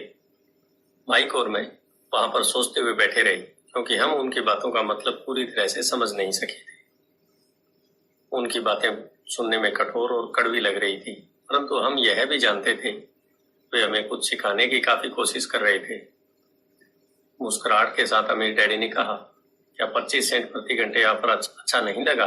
क्या इससे दिल की धड़कन तेज नहीं हुई? मैंने अपना सिर नहीं में हिलाया, जबकि असल में ऐसा ही हुआ था। 1 घंटे काम के बदले 25 सेंट मेरे हिसाब से बहुत बढ़िया सौदा था। अच्छा, मैं तुम्हें 1 घंटे के $1 दूंगा, अमीर डैडी ने शरारत भरी मुस्कुराहट के साथ कहा। अब मेरा दिल तूफान मेल की तरह दौड़ रहा था। मेरा दिमाग चीख चीख कर कह रहा था, इनकी बात मान लो, मान लो। मुझे अपने कानों पर भरोसा नहीं हो रहा था, परंतु फिर भी मैं चुप था। अच्छा, $2 प्रति घंटे? मुझे ऐसा लगा जैसे मेरे छोटे से 9 साल पुराने दिमाग में किसी ने बम फोड़ दिया हो। 1956 में $2 प्रति घंटे मैं मुझे दुनिया का सबसे अमीर बच्चा बना रहे थे। मैं इतना सारा पैसा कमाने की कल्पना भी नहीं कर सकता था। मैं हाँ कहना चाहता था। मैं सौदा पक्का करना चाहता था। मुझे नई साइकिल दिख रही थी, नए बेसबॉल के क्लब दिख रहे थे। मेरे पास कड़क नोट देखकर मेरे दोस्तों की जलन और तारीफ भी मुझे साफ दिख रही थी। सबसे बड़ी बात तो यह थी कि जिमी और उसके दोस्त मुझे फिर कभी गरीब नहीं कह सकते थे, परंतु किसी वजह से मैं खामोश खड़ा रहा। हो सकता है कि मेरे दिमाग में गर्मी बढ़ जाने के कारण फ्यूज उड़ गया हो, परंतु मन ही मन $2 प्रति घंटे का ऑफर मानने के लिए बेताब था। आइसक्रीम पिघल चुकी थी और मेरे हाथ पर बह रही थी। आइसक्रीम की डंडी खाली थी, जिसके नीचे वनीला और चॉकलेट के टुकड़े थे, जिनके मजे चिंटियां ले रही थी। अमीर डैडी हम दोनों बच्चों को देख रहे थे जो आंखें फाड़कर और खाली दिमाग से उन्हें घूर रहे थे। उन्हें मालूम था कि वे हमारी परीक्षा ले रही है, और वे यह भी जानते थे कि हमारे दिल का एक कोना उस ऑफर को मानने के लिए बेताब हो रहा था। वे जानते थे कि हर व्यक्ति की आत्मा का एक हिस्सा कमजोर और जरूरतमंद होता है जिसे खरीदा जा सकता है, और वे यह भी जानते थे कि हर व्यक्ति की आत्मा का एक हिस्सा मजबूत दृढ़ निश्चय होता है जिसे कभी नहीं खरीदा जा सकता।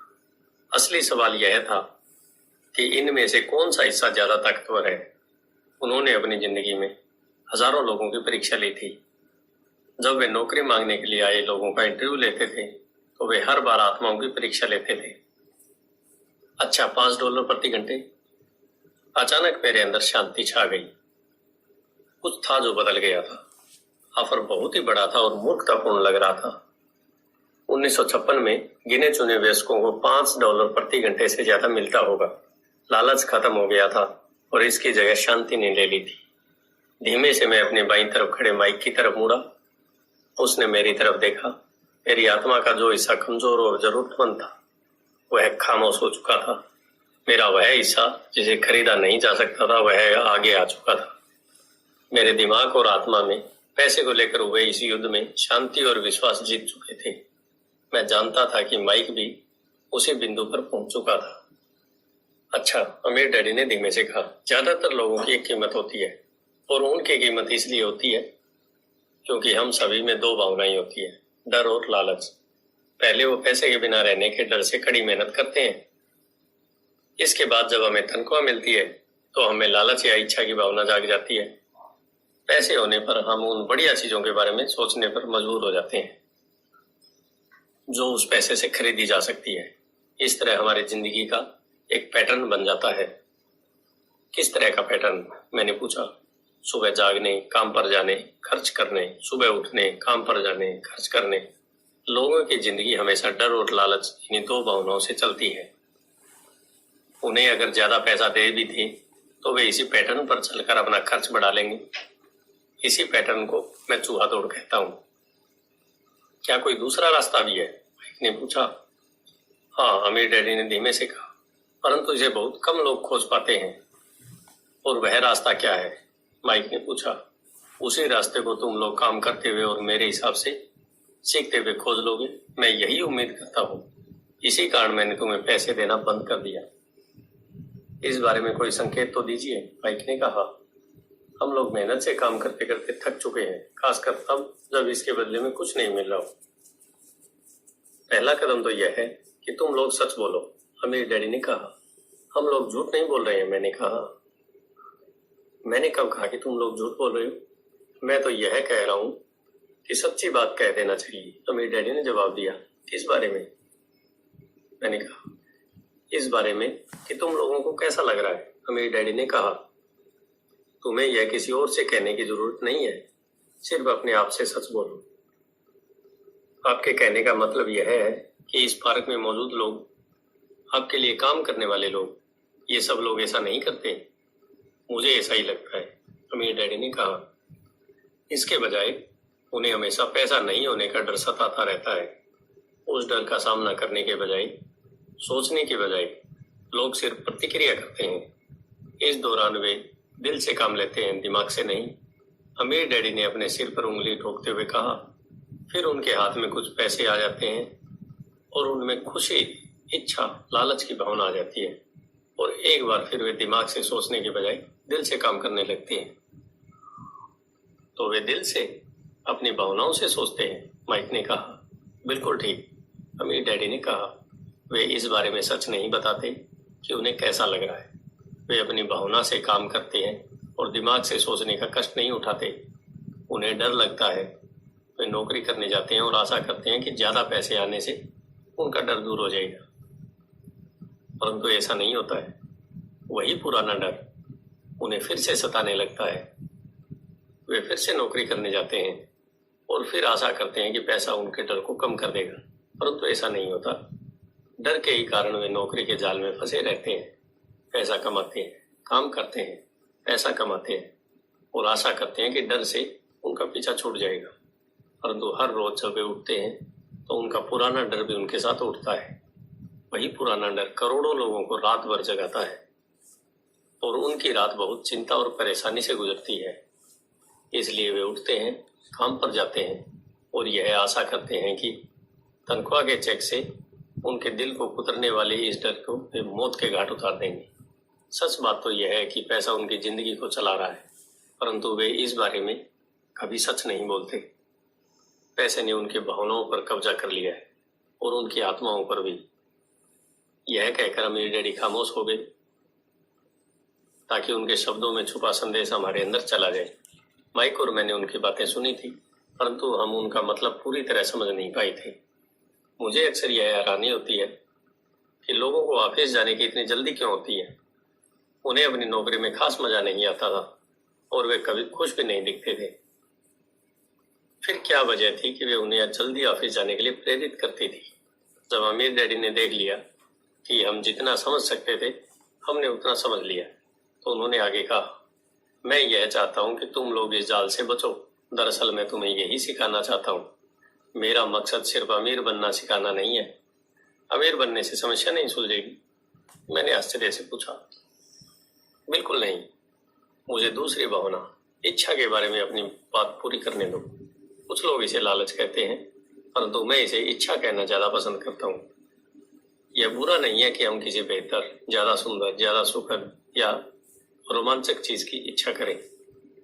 लोग इच्छा की वजह से भी पैसे के लिए काम करते हैं। उन्हें सुख के लिए भी पैसे की जरूरत होती है, क्योंकि वे मानते हैं कि पैसे से सुख खरीदा जा सकता है। परंतु पैसा जो खुशी देता है वह अक्सर पल भर की होती है। उन्हें ज्यादा खुशी, ज्यादा आनंद, ज्यादा आराम, ज्यादा सुरक्षा हासिल करने के लिए और ज्यादा पैसे की जरूरत होती है। इसलिए वे काम करते रहते हैं और यह सोचते रहते हैं कि पैसा डर और लालच से परेशान उनकी आत्माओं को शांत कर देगा। परंतु पैसा यह काम नहीं कर सकता। अमीर होने के बाद भी नहीं, माइक ने कहा। हाँ, अमीर होने के बाद भी नहीं, अमीर डैडी ने कहा। दरअसल बहुत से अमीर लोग इच्छा के कारण नहीं, बल्कि डर के कारण अमीर होते हैं। वे सचमुच सोचते हैं कि दौलत हो तो पैसे न होने का डर, गरीब होने का डर खत्म हो जाता है। इसलिए वे ढेर सारी दौलत जमा कर लेते हैं और तब जाकर उन्हें पता चलता है कि उनका डर और बढ़ गया है। उन्हें अब इसके खोने की चिंता सताने लगी है। मैं ऐसे दोस्तों को जानता हूँ जो बहुत सा पैसा होने के बाद भी काम में जुटे रहते हैं। मैं ऐसे लोगों को भी जानता हूँ जिनके पास आज करोड़ों की दौलत है, परंतु वे आज उससे भी ज्यादा चिंतित और परेशान है जितने वे अपनी गरीबी के दिनों में थे। उन्हें इस बात का डर है कि वे अपनी सारी दौलत खो देंगे। अमीर बनने से पहले जो डर उन्हें सता रहे थे, वे अमीर बनने के बाद और भी बढ़ गए हैं। दरअसल उनकी आत्मा का कमजोर और जरूरतमंद हिस्सा अब और तेजी से चीख रहा है। वे अपने आलीशान बंगलों, शानदार कारों और उस ऐशो आराम की जिंदगी को खोना नहीं चाहते जो पैसे से खरीदी गई है। वे इसी चिंता में घुलते रहते हैं कि अगर वे कंगाल हो गई तो उनके दोस्त क्या कहेंगे। इसी चिंता की वजह से कई लोग तो न्यूरोटिक और कुंठित तक हो चुके हैं। हालांकि वे अमीर दिखते हैं और उनके पास पहले से ज्यादा पैसा है। तो क्या अमीर आदमी ज्यादा सुखी होता है? मैंने पूछा। नहीं, मेरे हिसाब से तो ऐसा नहीं आता, अमीर डैडी ने जवाब दिया। पैसे से दूर रहना भी उतना ही बड़ा पागलपन है जितना कि उसके पीछे भागना। उसी समय कस्बे का एक पागल हमारी मेज के पास से गुजरा और कूड़ेदान के पास रुककर उसने कुछ ढूंढने लगा, जैसे उसे किसी ने समझा कर भेजा हो। चर्चा के इस मोड़ पर हम तीनों उसकी हरकतों को दिलचस्पी के साथ देख रहे थे, जबकि इससे पहले हमने उसे नजरअंदाज कर दिया होता। अमीर डैडी ने अपने पर्स में से $1 निकाला और उस पागल बूढ़े को पास आने का इशारा किया। पैसा देखते ही वह तत्काल चला आया। उसने पैसे के लिए अमीर डैडी को ढेर सारी शुभकामनाएं दी और अपनी अच्छी किस्मत पर खुश होकर वह जल्दी से वहां से चला गया। इसमें और मेरे ज्यादातर कर्मचारियों में बहुत सा अंतर नहीं है, अमीर डैडी ने कहा। मैं ऐसे बहुत से लोगों से मिलता हूँ जो कहते हैं, अरे मुझे पैसे में कोई रुचि नहीं है, फिर भी वे हर रोज 8 घंटे की नौकरी करते हैं। यह तो सच्चाई को नकारना है। अगर उन्हें पैसे में रुचि नहीं है तो वे नौकरी पर क्यों जाते हैं? इस तरह का चिंतन पागलपन का चिंतन है। उस कंजूसी भरे चिंतन से भी ज्यादा पागलपन का है जिसमें कोई अमीर पैसे पर कुंडली मारकर बैठ जाता है।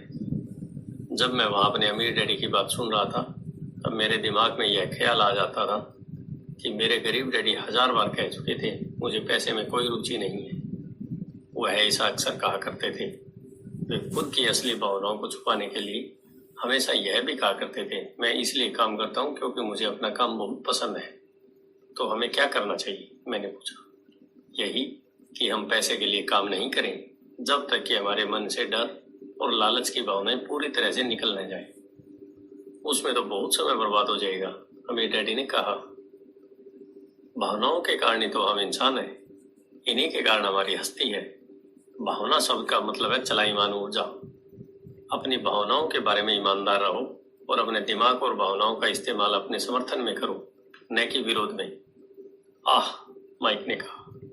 अगर तुम्हें मेरी बात समझ में नहीं आई हो तो इस बारे में चिंता मत करो, आगे आने वाले सालों में तुम्हें इसका मतलब समझ में आएगा।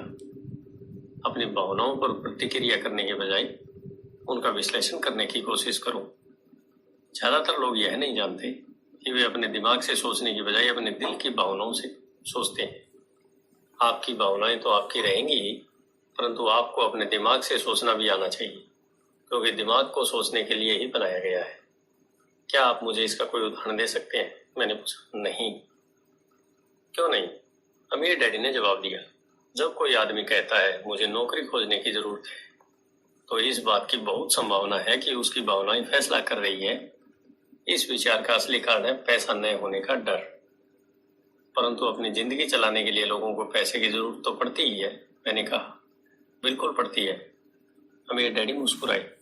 मैं सिर्फ यह कह रहा हूं कि उनके डर के कारण उनके मन में यह विचार आता है। मैं समझ नहीं पाया। माइक ने कहा।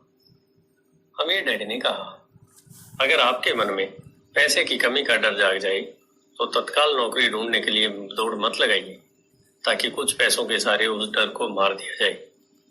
इसके बजाय आप खुद से यह सवाल पूछिए, क्या लंबे समय में इस डर का सबसे बढ़िया इलाज नौकरी है? मेरे ख्याल से इसका जवाब नहीं होता है, खासकर जब आप किसी आदमी की पूरी जिंदगी को देखते हैं। नौकरी दीर्घकालीन समस्या का अल्पकालीन समाधान है। परंतु मेरे डैडी हमेशा कहा करते हैं, स्कूल में पढ़ो, अच्छे नंबर लाओ, ताकि तुम्हें एक सुरक्षित और अच्छी नौकरी मिल सके। मैंने हड़बड़ी में बोल दिया, हाँ, मैं समझ सकता हूँ कि वे ऐसा क्यों कहते हैं। अमीर डैडी ने मुस्कुरा कर कहा, ज्यादातर लोग ऐसी सलाह देते हैं और ज्यादातर लोगों के लिए एक अच्छा विचार होता है, परंतु लोगों की इस सलाह के पीछे भी डर छुपा होता है। आपका यह मतलब है कि मेरे डैडी ऐसा इसलिए करते हैं क्योंकि वे डरे हुए हैं? हाँ, अमीर डैडी ने कहा, वे घबराए हुए हैं कि शायद तुम पैसा नहीं कमा पाओगे और समाज में फिट नहीं हो पाओगे। मुझे गलत मत समझना, वे तुम्हें प्यार करते हैं और तुम्हारा भला चाहते हैं, और मैं सोचता हूं कि उनके डर सही भी है। शिक्षा और नौकरी महत्वपूर्ण है, परंतु इससे डर का इलाज नहीं होगा। वही डर जो तुम्हें सुबह उठकर कुछ रुपए कमाने के लिए प्रेरित करता है, उसी डर के कारण वे स्कूल जाने पर इतना जोर देते हैं। तो आपकी सलाह क्या है? मैंने पूछा। मैं चाहता हूं कि तुम्हें पैसे की ताकत पर काबू पाना सिखाऊं। पैसे का डर तुम्हारे दिमाग से निकल जाना चाहिए, और यह स्कूल में नहीं सिखाया जाता। अगर तुम इसे नहीं सीखोगे तो तुम पैसे के गुलाम बन जाओगे। अब उनकी बातें मेरी समझ में आ रही थी। वे हमारे विचारों को ज्यादा व्यापक बनाना चाहते थे। वे चाहते थे कि जो मिसेज मार्टिन नहीं देख सकती थी, उनके कर्मचारी नहीं देख सकते थे, या मेरे डैडी तक नहीं देख सकते थे, वह देखने की योग्यता हम में आ जाए। उन्होंने जो उदाहरण दिए थे वे उस समय कठोर जरूर लग रहे थे, परंतु मैं उन्हें कभी नहीं भूला। मेरा नजरिया उस दिन बहुत बड़ा हो गया था जब मैं उस जाल को देख सकता था जो ज्यादातर लोगों के सामने बिछा होता है। देखो, आखिरकार हम सभी लोग एक कर्मचारी हैं। हम केवल अलग अलग स्तरों पर काम करते हैं। अमीर डैडी ने कहा, मैं तुम लोगों से बस यही कहना चाहता हूं कि तुम लोग इस जाल से बचे रहो। डर और लालच, इन दो फंदों से बचने वाले जाल से। इनका इस्तेमाल अपने समर्थन में करो, अपने विरोध में नहीं। मैं तुम लोगों को यह नहीं सिखाना चाहता कि ढेर सारा पैसा कैसे इकट्ठा कर लिया जाए। उससे डर या लालच को नहीं जीता जा सकता। अगर तुम्हें डर और लालच पर काबू पाना नहीं आता तो तुम चाहे कितने भी अमीर बन जाओ, असलियत में तुम एक बड़ी तनख्वाह पाने वाले गुलाम ही रहोगे। तो हम किस तरह से इस जाल से बच सकते हैं? मैंने पूछा। गरीबी या पैसे की तंगी का खास कारण डर और अज्ञान होता है, न कि अर्थव्यवस्था या सरकार या अमीर लोग। यह खुद का उड़ा हुआ डर या अज्ञान होता है जो लोगों को इस जाल में फंसाए रखता है। इसलिए तुम बच्चों को स्कूल जाना चाहिए और अपने कॉलेज की पढ़ाई पूरी करनी चाहिए। मैं तुम लोगों को यह जरूर सिखाऊंगा इस जाल से कैसे बचा जा सकता है। पहले के टुकड़े अब सामने आ चुके थे। मेरे पढ़े लिखे डैडी के पास बड़ी डिग्रियां थी और एक बढ़िया करियर था, परंतु स्कूल में उन्हें यह कभी नहीं सिखाया कि धन या आपके डर को किस तरह काबू में रखा जा सकता है। अब मैं समझ चुका था कि मैं अपने दो डैडियों से अलग अलग परंतु महत्वपूर्ण बातें सीख सकता हूँ। तो आप पैसे न होने के डर के बारे में बात कर रहे थे। पैसे की इच्छा किस तरह हमारे सोच पर असर डालती है? माइक ने पूछा। तुम्हें तब कैसे महसूस हुआ जब मैंने तुम्हारी तनख्वाह बढ़ाने का लालच दिया था? क्या तुमने यह देखा था कि तुम्हारी इच्छाएं किस तरह बढ़ रही थी? हमने अपने सिर हामी में हिलाए, पर तुमने अपनी भावनाओं के सामने हार नहीं मानी, और इस कारण तुम लोगों ने जल्दबाजी में काम नहीं लिया। इससे तुम्हें सोचने का वक्त मिल गया। यह सबसे महत्वपूर्ण है। हमें हमेशा डर और लालच की भावनाएं होती है। इसी क्षण से तुम लोगों के लिए यह सबसे महत्वपूर्ण है कि तुम इन भावनाओं का इस्तेमाल अपने समर्थन में करो और लंबे समय तक करते रहो। अपनी भावनाओं को अपने दिमाग पर हावी मत होने दो। इस तरह अपने विचारों को दूषित मत होने दो। ज्यादातर लोग डर और लालच का इस्तेमाल खुद के विरोध में करते हैं। यह अज्ञान की शुरुआत होती है। डर और इच्छा की भावनाओं के कारण ही ज्यादातर लोग तनख्वाह के चेक, तनख्वाह की बढ़ोतरी और नौकरी की सुरक्षा के पीछे भागते भागते अपनी पूरी जिंदगी निकाल देते हैं। असल में वे यह सोचते ही नहीं है कि भावनाओं के आधार पर बने हुए ये विचार उन्हें किस तरफ ले जा रहे हैं। यह तो वही बात हो गई जिसमें गाड़ी खींचने वाले गधे के सामने उसके मालिक गाजर लटकाई रखता है, जो उसकी नाक के ठीक सामने होती है। गधे का मालिक जहां जाना चाहता है वहां जाता है, परंतु गधा तो लालच के कारण भाग रहा है। कल गधे के लिए दूसरी गाजर आ जाएगी और गधा उसका पीछा करने लगेगा। आपके कहने का मतलब यह है कि जिस समय मैंने एक बेसबॉल ग्लव्स, कैंडी और खिलौनों के सपने देखना शुरू किया, उस समय मेरी हालत उस गधे की तरह हो गई थी जो गाजर के पीछे भागता है। माइक ने पूछा। हाँ, और उम्र के साथ साथ तुम्हारे खिलौने भी ज्यादा महंगे होते जाएंगे। अपने दोस्तों पर रोब झाड़ने के लिए नई कार, एक नाव और एक आलीशान घर। अमीर डैडी ने मुस्कुराकर कहा, डर आपको दरवाजे से बाहर धक्का देता है, इच्छा आपको अंदर बुलाती है, आपको चट्टानों की तरह ललचाती है। यही जाल है। तो इसकी काट क्या है? माइक ने पूछा। डर और इच्छा अज्ञान की वजह से बढ़ते हैं, इसलिए अमीर लोगों के पास जितना ज्यादा पैसा होता है उनका डर भी उतना ही ज्यादा बड़ा होता है। धन ही गाजर है, भ्रम है। अगर गधा पूरी तस्वीर देख सकता तो शायद वह गाजर का पीछा करने के अपने फैसले पर दोबारा सोचता। अमीर डैडी ने आगे यह समझाया कि आदमी की जिंदगी अज्ञान और ज्ञान के बीच होने वाला संघर्ष है। उन्होंने बताया कि एक बार कोई आदमी खुद के बारे में ज्ञान की खोज करना बंद कर देता है तो उसकी जिंदगी में अज्ञान घुस जाता है। यह संघर्ष हर पल होता है। इसलिए हमें यह फैसला करना है, यह सीखना है कि अपने दिमाग को खुला रखा जाए या इसे बंद कर लिया जाए। देखो, स्कूल बहुत ज्यादा महत्वपूर्ण है, और आप स्कूल इसलिए जाते हैं ताकि आप वहां कोई कला या व्यवसाय सीख सकें और इस तरह से आप समाज में योगदान दे सकें। हर समाज में शिक्षकों, डॉक्टरों, मैकेनिकों, कलाकारों, रसोइयों, व्यवसायिक लोगों, पुलिस अफसरों, आग बुझाने वालों और सिपाहियों की जरूरत होती है। स्कूल उन्हें यह सब सिखाते हैं ताकि हमारा समाज विकसित हो सके और हमारी संस्कृति समृद्ध हो सके। अमीर डैडी ने कहा, दुर्भाग्य से कई लोगों के लिए स्कूल शिक्षा का अंत होना है, शुरुआत नहीं। एक लंबी खामोशी छाई रही। अमीर डैडी मुस्कुरा रहे थे। उस दिन उन्होंने जो कहा था वह पूरी तरह से समझ नहीं आया, परंतु ज्यादातर महान शिक्षकों के शब्द सालों तक हमें सिखाते रहते हैं। उनके शब्द इसी तरह से आज भी मेरे साथ हैं। मैं आज थोड़ा निर्मम हुआ। अमीर डैडी ने कहा, मैं एक वजह से निर्मम हुआ। मैं चाहता था कि तुम लोगों को आज की यह चर्चा हमेशा याद रहे। मैं चाहता हूं कि तुम लोग हमेशा मिसेज मार्टिन के बारे में सोचो। मैं चाहता हूं कि तुम लोग हमेशा उस गधे के बारे में सोचो। इन्हें कभी मत भूलना। अगर तुमने अपनी समझदारी से उन्हें काबू नहीं किया तो डर और लालच की तुम्हारी दोनों भावनाएं तुम्हें जिंदगी के सबसे बड़े जाल में फंसा सकती है। अपनी जिंदगी को डरते डरते गुजारना, अपने सपनों को पूरा न करना निर्ममता है। यह भी निर्ममता है कि पैसे के लिए कड़ी मेहनत की जाए और यह सोचा जाए कि पैसे से खरीदी गई चीजें सुख दे सकती है। बिल चुकाने के डर से घबराकर आधी रात को जागना जीने का एक भयानक तरीका है। तनख्वाह के हिसाब से जिंदगी जीना भी कोई जीना है? यह सोचना कि कोई नौकरी आपको सुरक्षा या एहसास दे सकती है, खुद से झूठ बोलना है। यह निर्ममता है और यही वह जाल है जिससे मैं तुम्हें बचाना चाहता हूं। मैंने देखा है कि पैसा किस तरह लोगों की जिंदगियों को चलाता है। ऐसा अपने साथ मत होने दो। भगवान के लिए पैसे को अपनी जिंदगी मत चलाने दो। हमारी मेज के नीचे सॉफ्ट बॉल आ गई। अमीर डैडी ने उसे उठाया और वापस खिलाड़ियों के पास फेंक दिया। तो अज्ञान का लालच और डर से क्या ताल्लुक है? मैंने पूछा। यह पैसे का अज्ञान ही है जिसकी वजह से इतना लालच और इतना डर पैदा होता है, अमीर डैडी ने कहा। मैं तुम्हें कुछ उदाहरण देता हूँ। एक डॉक्टर जो अपने परिवार को ज्यादा खुशी देना चाहता है, अपनी फीस बढ़ा देता है। उसकी फीस बढ़ने की वजह से स्वास्थ्य सुविधाएं हर एक के लिए महंगी हो जाती हैं। अब इससे गरीब लोगों को सबसे ज्यादा नुकसान पहुंचता है। इसलिए गरीब लोगों का स्वास्थ्य अमीर लोगों से ज्यादा बुरा होता है। अब चूंकि डॉक्टर ने अपनी फीस बढ़ा दी है, इसलिए वकील भी अपनी फीस बढ़ा देता है। चूंकि वकीलों ने अपनी फीस बढ़ा दी है, इसलिए स्कूल के टीचर भी अपनी तनख्वाह बढ़ाना चाहते हैं, जिसके कारण हमारा टैक्स बढ़ता है और यह सिलसिला अनंत काल तक यूं ही चलता रहता है।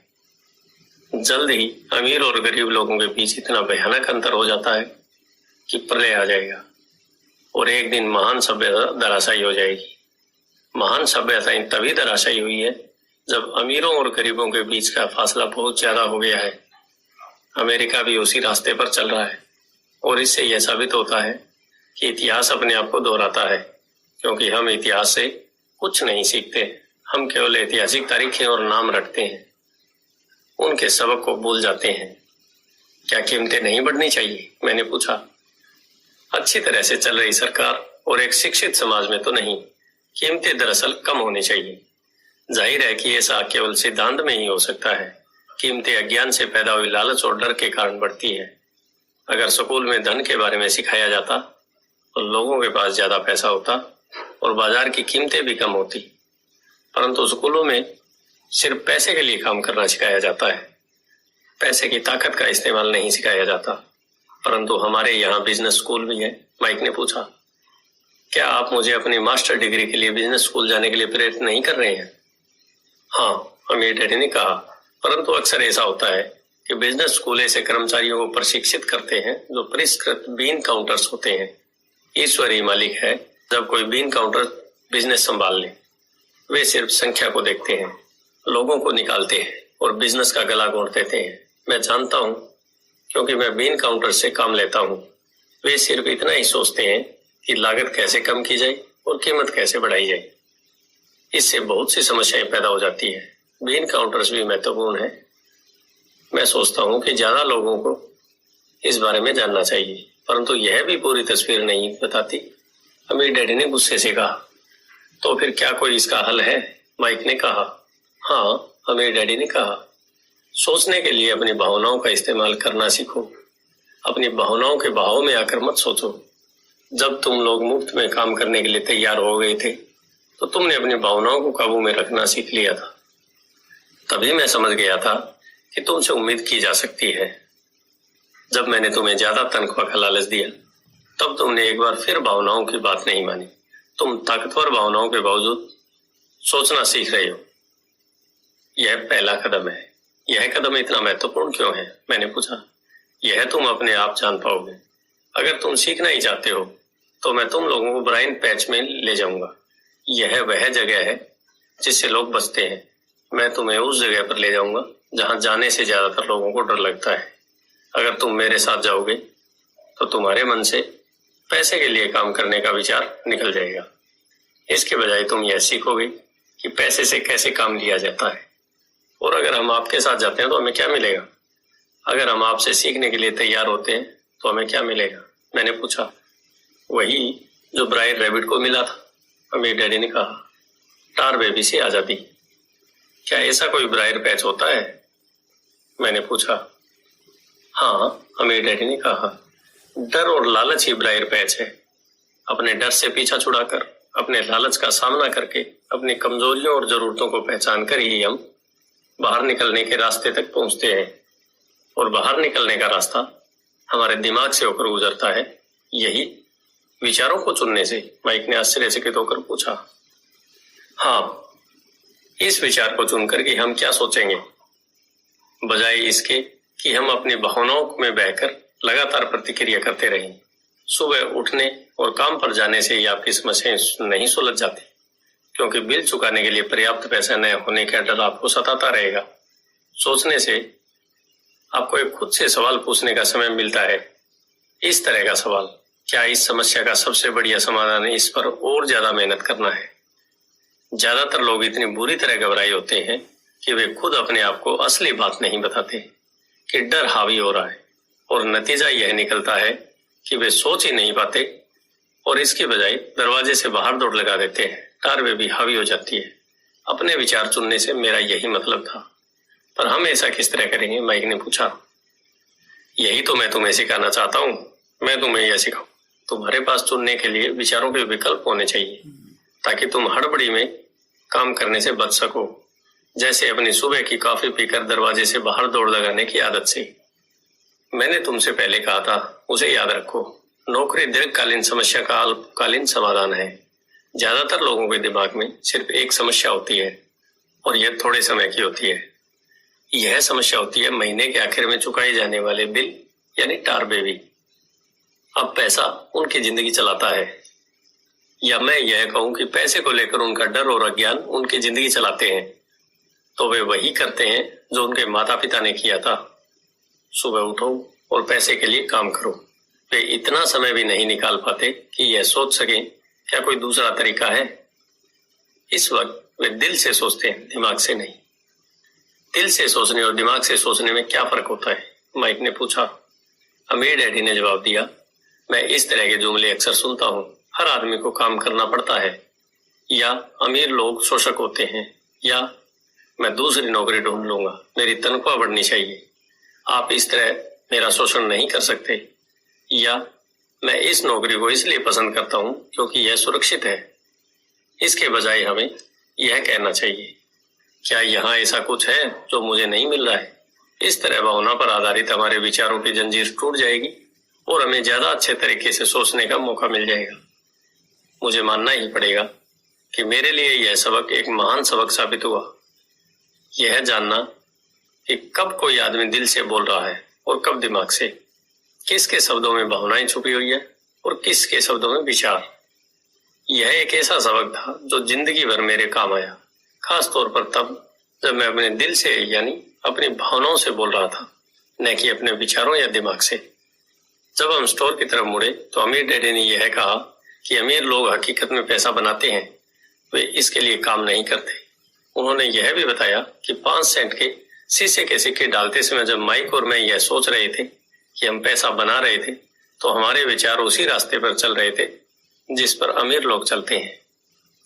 दिक्कत सिर्फ इतनी थी कि हमारे लिए ऐसा करना गैर कानूनी था। सरकार और बैंकों के लिए ऐसा करना कानूनी था, परंतु हमारे लिए नहीं था। उन्होंने यह भी बताया कि पैसा कानूनी और गैर कानूनी दोनों ही तरीके से कमाया जा सकता है। अमीर डैड ने बाद में हमें यह समझाया कि अमीर लोग जानते हैं कि धन एक भ्रम है जो हकीकत में गधे के सामने लटकी गाजर की तरह होता है।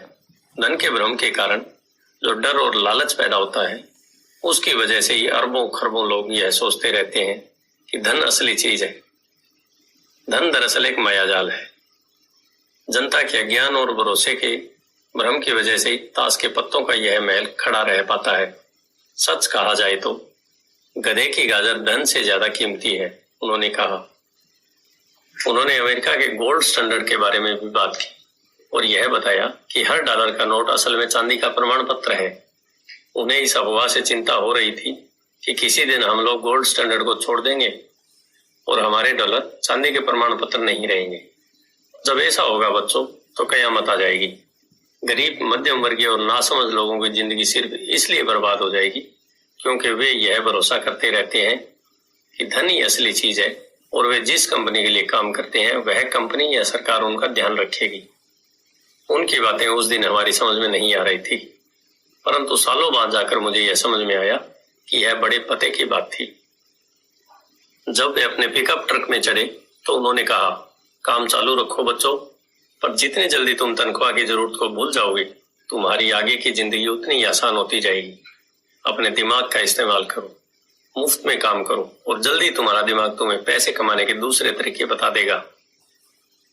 उन तरीकों से तुम इस नौकरी से ज्यादा पैसा कमा लोगे। तुम ऐसी चीजें देख पाओगे जो दूसरे लोग कभी नहीं देख पाते।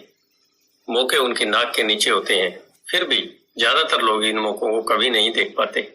इसका कारण यह है कि वे पैसे और सुरक्षा ढूंढते रहते हैं, इसलिए उन्हें यही मिलते हैं। जिस वक्त तुम एक मौका भांपने में कामयाब हो जाओगे, उसके बाद तुम जिंदगी भर मौका भांप सकते हो। जिस वक्त तुम ऐसा कर लोगे, मैं तुम लोगों को कुछ और बातें सिखाऊंगा। इस बात को ध्यान से समझ लो ताकि तुम जिंदगी के सबसे बड़े जाल से बच सको। वह टार बेबी तुम्हें कभी कभी नहीं छू पाएगी। माइक और मैंने स्टोर से अपनी चीजें उठाई और मिसेज मार्टिन से गुड बाय कहा। हम वापस पार्क गए, उसी पिकनिक बेंच पर बैठे और वहां घंटों तक सोचते रहे और बातें करते रहे। हमने अगला हफ्ता स्कूल में सोचते हुए और इसी बारे में बातें करते हुए बिताया। 2 सप्ताह तक हम लोग सोचते रहे, बातें करते रहे और मुफ्त में काम करते रहे। दूसरे शनिवार के आखिर में मैं मिसेज मार्टिन से दोबारा गुड बाय कर रहा था और कॉमिक बुक स्टैंडर्ड को ललचाई नजर से देख रहा था। हर शनिवार 30 सेंट नए मिलने से सबसे दुखद बात यह थी कि मेरे पास कॉमिक्स खरीदने के लिए बिल्कुल भी पैसे नहीं होते थे। अचानक जब मिसेज मार्टिन मुझे और माइक को गुड बाय कह रही थी, मैंने उन्हें एक ऐसा काम करते हुए देखा जो इससे पहले कभी नहीं देखा था। मेरा मतलब है, मैंने इसके पहले उन्हें ऐसा करते तो देखा था, पर उस तरफ ध्यान नहीं दिया था। मिसेज मार्टिन ने कॉमिक्स के पहले पेज को आधे में काटा और उसे संभालकर अपने पास रख लिया। बाकी की पुस्तक को उन्होंने एक बड़े से भूरे कार्डबोर्ड के बॉक्स में डाल दिया। जब मैंने उनसे पूछा कि वे इस कॉमिक्स का क्या करती हैं, तो उन्होंने कहा, मैं उन्हें फेंक देती हूँ। जब वह नई कॉमिक्स लाता है तो मैं ऊपर के आधे कवर को क्रेडिट के लिए कॉमिक्स बुक डिस्ट्रीब्यूटर को दे देती हूँ। वह 1 घंटे में आने वाला है। माइक और मैंने 1 घंटे तक इंतजार किया। जल्दी ही वह डिस्ट्रीब्यूटर वहां आया और मैंने उससे पूछा कि क्या हमें कॉमिक्स मिल सकती है। इस पर उसने जवाब दिया, आपको मिल सकती है अगर आप इस स्टोर में काम करते हैं और अगर आप यह वादा करें कि आप उसे दोबारा नहीं बेचेंगे। हमारी पार्टनरशिप एक बार फिर कायम हो गई। माइक की मम्मी ने बेसमेंट में हमें एक खाली कमरा दे दिया जो उनके किसी काम का नहीं था। हमने इसकी सफाई करके उसमें सैकड़ों कॉमिक्स जमा कर ली। जल्दी हमारी कॉमिक्स लाइब्रेरी जनता के लिए खोल दी गई। माइक की छोटी बहन को पढ़ने का बहुत शौक था, इसलिए हमने उसे अपना लाइब्रेरियन बना लिया। लाइब्रेरी में आने और कॉमिक्स पढ़ने के लिए हम हर बच्चे से 10 सेंट लेते थे। स्कूल खत्म होने के बाद हर दोपहर 2:30 से 4:30 तक लाइब्रेरी खुलती थी। पड़ोस के बहुत से बच्चे इसके ग्राहक बन गए थे और वे जितने कॉमिक्स पढ़ना चाहते थे 2 घंटे में पढ़ सकते थे। यह उनके लिए बहुत बढ़िया सौदा था, क्योंकि एक कॉमिक्स की कीमत 10 सेंट होती थी और 2 घंटे में वे 5 या 6 कॉमिक्स पढ़ लेते थे। माइक की बहन लौटते समय बच्चों की तलाशी लेती थी और यह देख लेती थी कि वे अपने कपड़ों में कॉमिक्स छुपा कर तो नहीं ले जा रहे हैं। वह इस बात का रिकॉर्ड भी रखती थी कि हर रोज कितने बच्चे आए, उनका नाम क्या था और उनके सुझाव क्या थे। माइक और मुझे 3 महीने तक हर हफ्ते $9.5 का औसत लाभ हुआ। हमने उसकी बहन को हर हफ्ते $1 का भुगतान किया और उसे मुफ्त में कॉमिक्स पढ़ने का फायदा भी दिया। हालांकि वह कॉमिक्स कभी कभार ही पढ़ती थी, क्योंकि वह हमेशा अपनी पढ़ाई में लगी रहती थी। माइक और मैं समझौते के मुताबिक हर शनिवार स्टोर में काम करते रहे। साथ ही हम अलग अलग दुकानों से कॉमिक्स इकट्ठी करते रहे। हमने वादे के मुताबिक कॉमिक्स नहीं बेचे। जब कोई कॉमिक्स पढ़ जाती थी तो हम उसे जला देते थे। हमने इसकी एक शाखा खोलने की भी कोशिश की, परंतु हमें माइक की बहन की तरह मेहनती और भरोसेमंद लाइब्रेरियन नहीं मिला। बहुत कम उम्र में ही हमने यह जान लिया था कि अच्छे स्टाफ को खोजना कितना मुश्किल होता है। लाइब्रेरी खुलने के 3 महीने बाद हमारी लाइब्रेरी में एक समस्या आ गई। दूसरे मोहल्ले के कुछ गुंडे अंदर घुस आए और उन्होंने झगड़ना शुरू कर दिया। माइक के डैडी ने सुझाव दिया कि हम अपना यह कारोबार बंद कर दें। तो इस तरह हमारा कॉमिक्स का धंधा बंद हो गया और हमने कन्वीनियंस स्टोर पर हर शनिवार काम करना भी बंद कर दिया। फिर भी अमीर डैडी रोमांचित थे, क्योंकि उनके पास ऐसी बहुत सी नई बातें थी जो वे हमें सिखाना चाहते थे। वह खुश थे क्योंकि हमने उनकी पहले सबक को इतनी अच्छी